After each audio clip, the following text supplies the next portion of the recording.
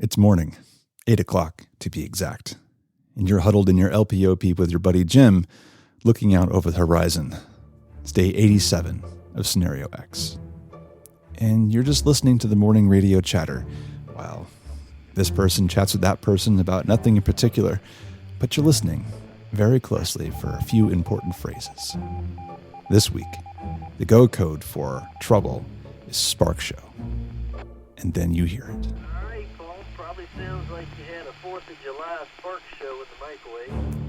You look at Jim, he looks at you, and you nod with an eyebrow raised. Something is wrong. You don't know what at this point because nobody's going to say anything over the radio. But you know that it's coming. So you listen closely on the other frequency, the command frequency, the one that rotates every week. And before long, you hear it officially. Skybird, stand by. Alpha, Kilo, Echo, Lima, Mike, Foxtrot, Sierra, Charlie, Oscar. You look at Jim as he rapidly decodes this string of characters onto a piece of paper, checking his brevity matrix. And he nods happily to himself, looks up at you, and says, "We're going to 3. The game is afoot, you think. Quietly in your head, you start thinking about what is going to happen around the community in the meantime. Entry control points are going to start going up. You're going to see an extra ammunition load get dropped off at your LPOP, as well as new defense positions opening up nearby. In your head, you're thinking about all those guys who were resting out this morning, going to get out of bed and start doing some 24-hour operations. The normal patrol is due in 10 minutes, but given you're going to 3, you expect to see them twice as often with more people. Everyone else is going into Minuteman status, meaning they're still free to rest, but procedures are in place to make sure that if trouble does come knocking on the door, they're ready to react at a moment's notice, just like those wily Americans all those hundreds of years ago. Welcome to DEF CONs. And welcome to the Everyday Marksman, the podcast where it's all about tactical skills for living a more adventurous life. I am your host, Matt Robertson. I am glad you are here with me today. Now, the topic we're going to go over is DEF CONs, or more specifically, defensive conditions and posture during emergencies like Scenario X. Now, you may or may not know this. I have quite the background with DEF CONs. In geopolitics and international deterrence and all these things. That is what I used to do before becoming a nerd in the tech sector as an instructor. So it was really interesting to go through my thought processes here about how this all applies at a community level in an emergency. So now I'm not an expert with infantry tactics and control points and things like that. So I did ask around to a bunch of friends of mine who have a bit more experience there just to get their take on it. And I think we got a pretty good grasp. So as we go into this, keep an open mind, just think about it a little bit. All right. So before we get into it, I do want to talk about Ammo Squared. Now, they are not a sponsor. They're not paying me for this, but I do have an affiliate arrangement with them, meaning that I do a little bit of promotion, and then if you go out and you buy anything, I get a small commission, which helps me pay for my expenses like running the podcast, running the website, and all other stuff that I have to pay for. Now, I don't normally promote anything because, well, I don't want to be associated with that. In this case, they're not paying me any extra money. It's the same like 2 or 3% that everybody else will do, but I thought this was a really interesting offer. So if you bear with me for 1 minute, I'm going to explain it to you and hope you check it out at ammosquared.com/marksman. So I've always told people that you should buy ammo slowly. It's the best way to stockpile. If you wait to buy a bunch of ammo until something actually happens and ammo availability goes down, you're going to pay a lot of money trying to buy that extra 2, 3, 4, 500 rounds of ammo. So a better way to do it is to buy an extra box from time to time every time you go shoot and just set it aside. Over time, you stockpile it, and then you have it for when times get hard. Ammo Squared has a really interesting way of doing it by automating that process for you. You deposit money every month into your account. You define how you want that money distributed between whatever ammo you want, 22, 308, 223, 9mm, whatever. And they go buy it in bulk with everybody else. It's like robo-investing for ammo. And then once they buy it, they allocate it to your account, and when you're ready, they ship it to you. So you can stockpile your ammo in their climate-controlled facility, and then when you're ready, have it sent to you. So it's buying ammo slowly. Now, for a limited time, if you go to ammosquared.com/marksman, not only will you get to participate in this and you help me out a little bit, but you also get a $20 credit towards your account and your first crate. Now, if you want to know more about this, you can check out everydaymarksman.co/ammo, and I have my post where I wrote up all the stuff I learned about this along the way. Okay, thank you for listening with that. Let's get on to this episode. Now, last time I gave a really detailed breakdown of what is Scenario X. It is our emergency situation, kind of a disaster that's setting up why we need to think about these things. Now, a lot of people in the Second Amendment world are really quick to jump to employing small unit tactics, rocking full battle rattle, and otherwise being on constant war footing. And the truth is that you're simply unlikely to go from zero to battle rattle and our kind of disaster. Most of your time, in fact, is going to get spent on just the mundane tasks of staying alive and dealing with the suck. Things like taking care of your family and community with food, maintenance, education, health, medical, all that stuff still needs to happen. The run-up to war footing happens gradually, and often with some warning that things are about to go badly. So let's dig in. I'm going to go back into my background here as a nuclear weapons officer and talk about posture, diplomacy, and deterrence. Now, it's not a secret that I spent my military career not as a door kicker, but as a nuclear weapons officer. My primary career field was all about launching nukes. Now, as part of that experience, I spent a lot of time learning about the history of nuclear policy, and I saw real time how posture was used both as a way to prepare for conflict, but also influence decisions of other world powers. And while ICBMs, my weapon system, were not really great instruments of posture because they sit quietly in a silo underground, you can't really see them, there is something to be said about parking a nuclear-capable bomber on a runway within range of adversaries and then running exercises over international waters nearby. The purpose of presenting yourself as a formidable foe is causing your opponent to hesitate and evaluate their chances of winning against you. Now, they may still win in the end, should they go forward with the attack, but they have to do a calculation about what they lose in the process. Now, if they decide that the chance of being destroyed is high and the cost of winning against you isn't worth what they gain, they're probably not going to engage. This is called deterrence, and it's among the most important political tools that governments have. It also has a lot of implications for you. Now, this has a lot of nuance to it.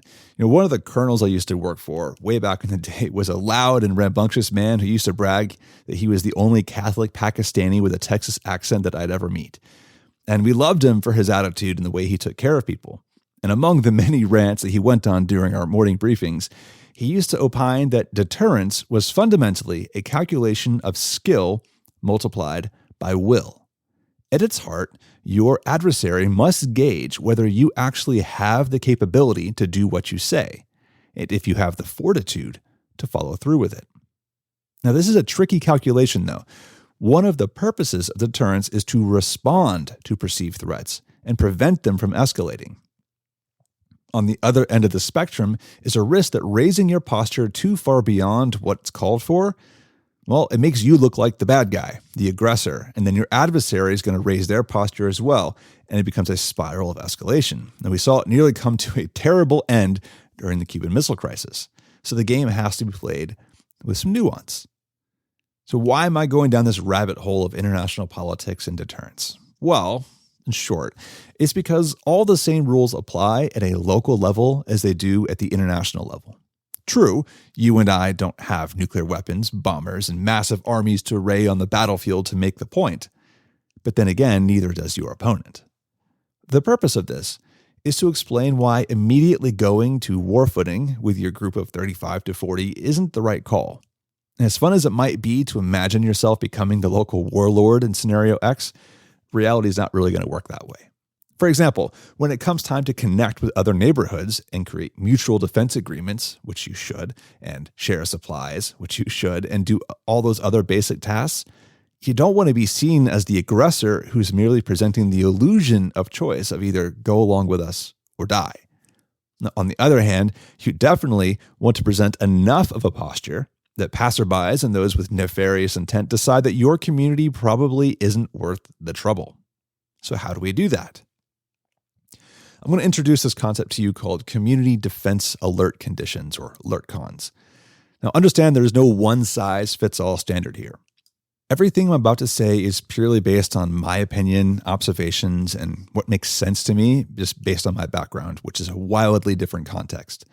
And it's not perfect. This is a starting point for a conversation of what you should think about. Now, that said, there are some basic principles that you really should consider. Firstly, is the importance of a simple system for communicating current posture. Now, in this system, everyone should understand how their role is affected by changes to the alert condition, and they should practice performing those actions from time to time. This is what exercises and drills are for. Second, your current alert condition, the actions you're going to take when changing those conditions, should not be advertised. I don't advocate for some kind of flag system or really any observable means to identify something might be amiss to an outsider.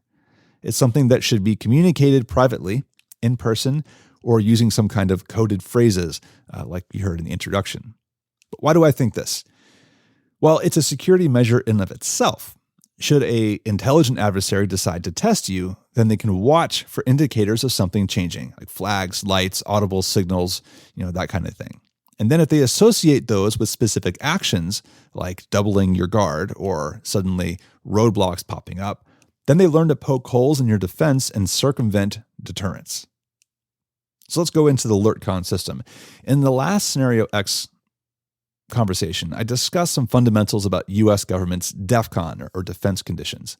Now, this is a good example to follow because you can see how escalation happens over time, at least in theory. Now, as a reminder, DEFCON 5 to 1, 5 being the lowest, 5 means normal readiness, it's day-to-day life. DEFCON 4 is heightened awareness, which means being alert, strengthening security measures. DEFCON 3 is conflict is possible, and you need to increase your readiness to fight. DEFCON 2 is conflict is likely, and prepare to fight with short notice. And DEFCON 1 means the fight is imminent or has already started. Now, what you don't see are the specific actions that happen from one step to the next, if any. And that's because it absolutely changes depending on the location, the job function, and other factors. Now, how might this system get used for your community in Scenario X? I think that's a great thought exercise, and that's what we're diving into. So for illustration purposes, I'm defining this as alert condition or LERTCON as opposed to any other option like DEFCON, FPCON, WARCON, or anything like that. It doesn't matter what you call it for yourself. So just go with me here. So let's talk about LERTCON 5, normal readiness. You might get confused and think that LERTCON 5 means all is well and equate it with nothing needed. And that's not true though. We should always plan to have some kind of measure of security, whether it's active patrolling of the perimeter, discreet listening and observation posts, LPOPs, and just good community security practices overall. LERTCON 5 simply means that there isn't any indication that something is amiss. And for all intents and purposes, it's just day-to-day life. Before the disaster, you might think of it as having a neighborhood watch with regular communication amongst your neighbors and sharing of information. After a disaster, not a whole lot changes other than an increased need to network and communicate with your neighbors. To me, LERTCON 5 is mainly about planning. You and your neighbors should already be thinking about security measures long before an actual disaster happens. Now, I realize this is a tough ask for a lot of folks. Some of these things might not actually happen until after the need has already arisen, but if you can do them earlier, then all the better. So what actions might fall into this? Well, all right, let's go down some specific things. Number one, you should get to know your neighbors and your group. Catalog their general skill sets, fitness levels, build phone trees, and communications plans. Who are the veterans? Who are the mechanics? Who are engineers, electricians? Who knows how to grow food? Who has medical expertise? All that stuff is important. Next, you want to establish regular meetups and build that rapport where you can trade information about what's going on in the community. You want to know your neighbors. Number 3, you should do an area study. Now, if you're not familiar with that, that's okay. We're going to dive into this topic a bit more later on in another episode. But do an area study of your community and its surroundings. Obtain maps. Identify key points of defense LPOP positions, cache locations, look for paths of ingress and egress, natural lines of drift, and all that fun stuff. Know the area, have maps. Develop a signal operating instruction, or SOI. Again, another episode we're going to cover. You kind of heard a little bit of it this morning. You want to have frequency plans, call signs, brevity matrices, whatever, and other stuff that's going to go into your comms plan. And you also want to acquire any specialized equipment to support your community, such as communications, observation, defensive, medical, and all of that fun stuff. By the time we're actually in Scenario X, we're already on to the next level, which is AlertCon 4, or Heightened Awareness. This is the first real step up, but it's a subtle one that shouldn't really be seen out of the ordinary. At this level, you don't have any specific indication that a threat is looming or something is wrong beyond the disaster itself. This is the stage where your group is preparing to actively protect yourselves and your families from threats. However, this is not the time to start planning things.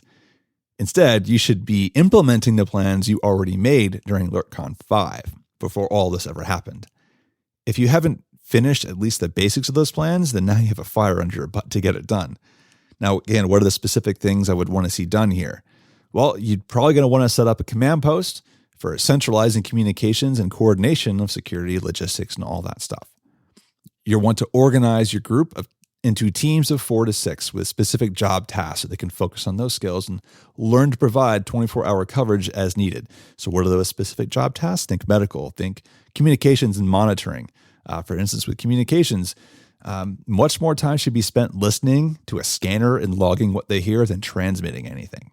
Of course, you're going to have teams of defensive and, thinking about families, you'll have education. You're going to have cooking. There's lots of stuff that has to happen. Now, you're going to want to consolidate all your important supplies, medical, weapons, ammo, tooling, fuel, water, and put those in the cache locations that you already identified. You want to protect these areas because they are going to be seen as valuable to outsiders. And I personally wouldn't put everything all in one spot because that's easy pickings. Now, like I mentioned, you want to make sure you assign roles and tasks to individuals based on their skills and abilities, which you should have already identified during AlertCon 5. Then you want to set up your discrete LPOPs, your listening posts, observation posts, again, according to your plan. This exists to provide ongoing awareness of what's coming and going from the area. Now, the interesting thing with LPOPs is that, they should have radios, but I don't think they should transmit because the point to the LPOP is to be secret and discreet. And while I'm giving an awful lot of credit to probably what could be some random bad guys in this situation, anytime somebody lights up a transmit signal, they're easy to find with anybody with, a couple of antennas. So, part of your SOI. Again, later topic. Next, you want to have security patrols. Now, the interesting thing here is I'm actually defining loadouts a little bit. Again, we're going to talk about this more later on, but you should have security patrols with fairly discrete loadouts. Lightweight, think 2 to 3 magazines per person, carried with discretion. Battle belt, maybe under a jacket, sure. The point is you have people actively out and about patrolling, looking like they know what they're doing without looking like they're Rambo, because you don't want to be the adversary, but they can defend themselves long enough to get help. You definitely want to implement the SOI that you developed earlier, and that way you can keep up communications between these different groups. The goal at AlertCon 4 is still keeping life as normal as possible with a regular routine that every member of the group and the family can participate in. This is pretty much going to be your daily life. You and your group should be able to sustain AlertCon 4 almost indefinitely. So the goal isn't to go wild with security measures. We just want to maintain our awareness of the environment and provide a layer of security that's both visible and not visible that gives us that subtle deterrence effect. It just makes it seem like, they seem like they're a little better put together. I'm going to move along. You're not presenting yourself as hostile, just prepared. I suggest that routinely but randomly running drills and exercises to simulate higher alert cons and keep everyone practiced on their toes, as well as keeping the bad guys wondering what's going on because nothing happens. So why is activity suddenly happening? Now let's get to AlertCon 3, which you heard of in the introduction. At this stage, you have an indication that something is on the horizon. Maybe it's a report of attacks on nearby communities. Maybe it's a radio chatter about pending conflict directly related to you. This is the first time you're significantly raising your posture in order to provide serious deterrence. And LurkCon 4 is about presenting the image of a community that's aware and prepared. LurkCon 3 is about presenting the image of do not mess with us, in less nice terms. Now, some of the obvious changes to behavior might look like supplementing your LPOPs with additional defensive positions to provide, overlapping fields of fire. Again, don't give away the LPOP locations by having them be the same places as your defensive positions. You don't want to do that. Next, you want to set up your pre-planned entry control points. You want to limit access to only specific ways in or out of the area, and everyone coming and going should be positively identified. Now, the next step here is the loadouts. Whereas at LurkCon 4, it was more about discretion and defensive capability. At LurkCon 3, now you're thinking about actually sustaining a firefight. So I would say, rather than a simple battle belt with 2 to 3 spare magazines, you're talking full, load-bearing equipment, LBEs, or adding chest rigs, maybe plates. The point is about raising that posture of, you really don't want to mess with us. Now, some of the roles you've got are going to start switching to 24-hour operations. The command post, which had some communications capability, that's always been that way since, LurkCon 4. But at 3, now you're thinking about your medical, you're thinking about food, you're thinking about other situations where you just need more people ready and active and doing their jobs. Now, the way you could structure this with 3 people or 6 people, or basically multiples of 2 after those first 3, is think about shifts. One person is actively doing the job. One person is resting with boots on, air quoting, meaning that if they had to get up right now and help out, they can. And the third person is in total rest status, meaning don't bother me, leave me alone. But with that cycle, basically 8 hours on, 8 hours kind of in the middle, 8 hours off, you can sustain that for a little while without getting too tired. Even better if you can get 6 people and doing 2 each, because that way the 2 people who are awake can help each other out and keep each other awake. You also start increasing your patrol frequency or the number of people who are doing this. And then everybody else should go to Minuteman status, meaning that they are free to continue that rest status, but should be prepared to get up and spring to action with little to no notice. Now, one of the goals here is to be subtle but visible. While you know the current status and some of the other actions you're taking, like increasing security, LPOPs, entry control, quick reaction forces, you don't always want to advertise everything. A smart adversary is going to test you. They're going to poke around and see how you react to various actions that they take. So if your shifts in posture are obvious and predictable, then they can be countered. Now, LurkCon 3 is not meant to be held indefinitely. You can do it for a while, but keeping it up for a long period is just going to cause fatigue and morale problems, as well as those diplomatic problems with other communities you're trying to be friendly with. Why it's always seems like you're on war footing, nothing's going on, so just use it judiciously.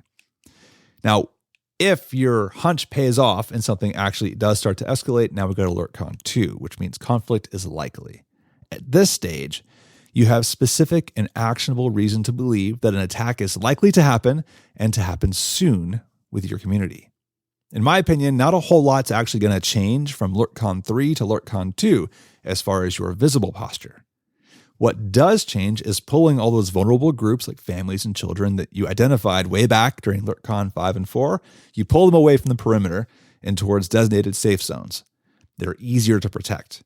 That's not to say put everybody in one location. That's a juicy target, so just be smart about it.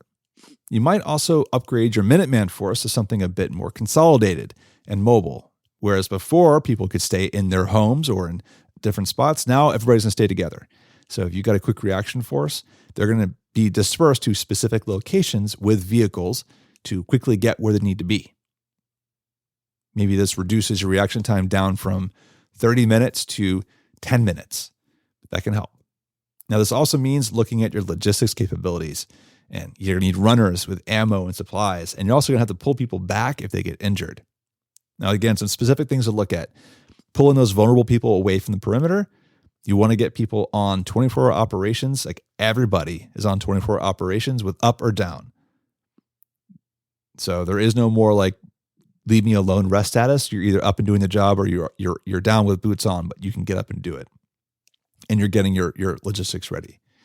Now, LertCon 2 is going to cause hardship amongst your group and their families. So you should not sustain this for long periods just due to that mental and physical fatigue. It's going to cause a problem. This is really meant to be very short term because you're bracing for something to happen.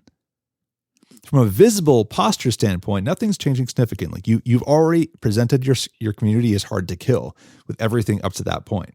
So the goal now is just preparing the battle space by reducing the risk of the vulnerable and readying your group to effectively respond at short notice. And then we get to LertCon 1, which is the attack is imminent or is already underway. At this point, the fight is on.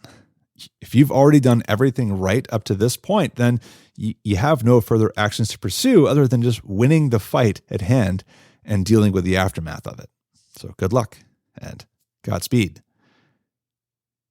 Now, as a reminder, what I've said here is just merely my opinion based on what I've read and experienced. I'm not a force protection expert by any means, and there's very likely some things I've missed here.